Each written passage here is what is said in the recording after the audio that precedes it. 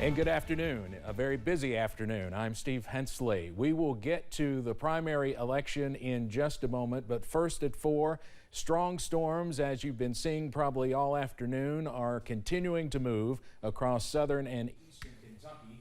We've had, as our camera also moves across the studio, we've had several tornado and severe thunderstorm warnings this afternoon. No tornado warnings right now, but a bunch of severe thunderstorm warnings.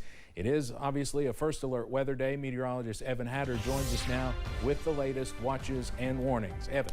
Well, that's right, Steve. We have several in place right now. Our first alert weather day has been in full effect this afternoon. We just got off the air with about an hour and a half worth of severe weather coverage, and we still have plenty of severe weather out there. So our first alert weather day continues through the night tonight. A level 3 enhanced risk for severe weather, basically along and east of Interstate 75. That area in orange you see, the greatest threat for winds 60 to 70 miles per hour. The potential for hail to the size of quarters or bigger. We've seen severe thunderstorms warned for as big as ping pong to golf ball size hail today.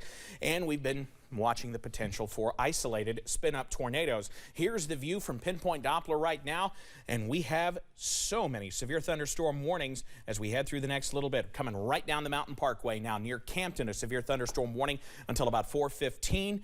Any one of these has the potential for winds to 60 to 70 miles per hour, hail to the size of at least nickels, if not quarters, out there. Parts of Wolfe County, parts of southern Menifee County, into Floyd County, southern Breathitt County, northern Perry County, north of Hazard, far northern Leslie County, and then this strong line of storms as we head basically from Boonville all the way down to Pine Knot and even back to Monticello, and a couple of strong cells ahead of that. So still a long night to go here in the Weather Center. Obviously, we'll hop back in here if we need to, Steve, but right now let's get to the very latest on election 2023.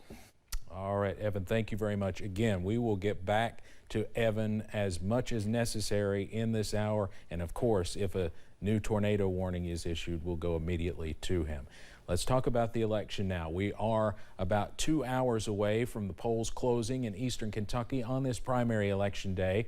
Now, we have been tracking Emerson College's polling, and let's take a look at how the Republican candidates for governor of Kentucky were ranked heading into today's vote. According to Emerson College polling, again, as of Saturday, Daniel Cameron, the Attorney General, was the leader with 33% of GOP voters. Kelly Craft second with 17.6%. Ag Commissioner Ryan Quarles came in third with the support of 13% of likely GOP voters. Eric Dieters was next with 9.7%. Then Auditor Mike Harmon, 4.4%. Somerset Mayor Alan Keck with 3.1%. Then some lesser-known names: Jacob Clark, 1.6%, Johnny Rice, 1.2%. 3 candidates were polling with less than 1% of support from likely GOP voters: Robert DeVore, Robbie Smith, and Dennis Ray Ormerod. Again, as we've been talking about for months, this is a very crowded Republican field for governor. The poll showed the fourth place getter actually was not a candidate at all. The data revealed, now this was Saturday, the data revealed 12.8% of Republican voters were still undecided heading into Election Day. So that's why many analysts are saying, even though the polls were showing Daniel Cameron leading in all the polls that we've gotten since this race started, it could still be anybody's ball game. So we're going to be keeping a close eye on the numbers, especially with the low turnout predicted. Now to the Democratic gubernatorial primary.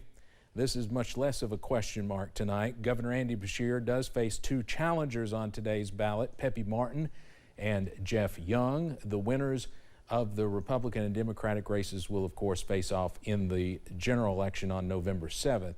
Before we get to November, though, there are several other candidates that are hoping to earn their spot on the general election ballot today. Let's run through those real quick. Some other statewide races will be following tonight. For Commissioner of Agriculture, Richard Heath and Jonathan Schell are seeking the GOP nomination, while Sierra Enlow and Michael Malone are seeking the Democratic nomination. For Secretary of State, 3 candidates are hoping to win the GOP nomination: incumbent Michael Adams, Stephen Nipper, and Alan Markle. For Kentucky Auditor of Public Accounts, 2 Republicans, current state treasurer and Floyd County native Allison Ball and Derek Petties are seeking the Republican nomination. And for Kentucky State Treasurer, Mark Metcalf, O.J. Oleka, and Andrew Cooperrider are seeking the Republican nomination in the race for state treasurer. So lots of races to keep on top of tonight. We will have team coverage of the primary election throughout the evening. In a few minutes, we'll hear from WYMT's Olivia Calfee in Somerset about how Republican candidate for Governor Alan Keck is preparing to watch the election results start rolling in tonight. Of course, the other major gubernatorial candidates are in central Kentucky tonight, some in Lexington, some in Louisville, some in other places. And of course, we have teams all across the state, and we'll be monitoring their watch parties throughout the evening.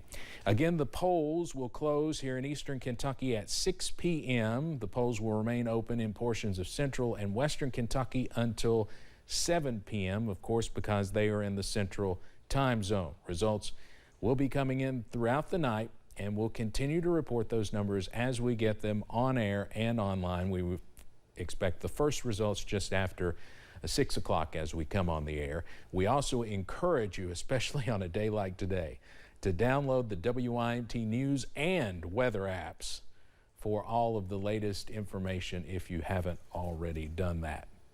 Now let's head over to Somerset, where Mayor and GOP gubernatorial candidate Alan Keck told WYMT yesterday he would be spending Election Day. WYMT's Olivia Calfee is live at the location where Alan Keck voted earlier today. Olivia? Thank you, Steve. I am live in Somerset at the Rocky Hollow Recreation Center, where Mayor and GOP gubernatorial candidate Alan Keck voted at around 7 o'clock this morning. This was his final stop of his 24-hour blitz across the state.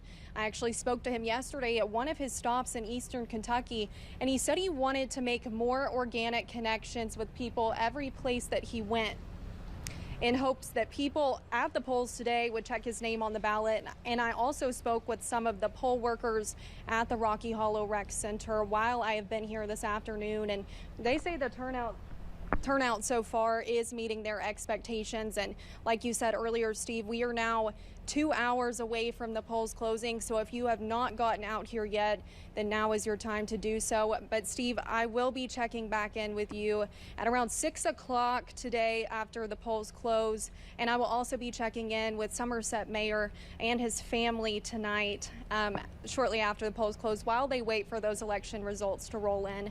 But for now, I am live in Somerset. I'll send it back to you, Steve. Quick question, Olivia, if you can hear me. I know the weather we've been watching, the storms have already moved through that area. Has that affected anything there at the polling location? How strong were they when they moved through?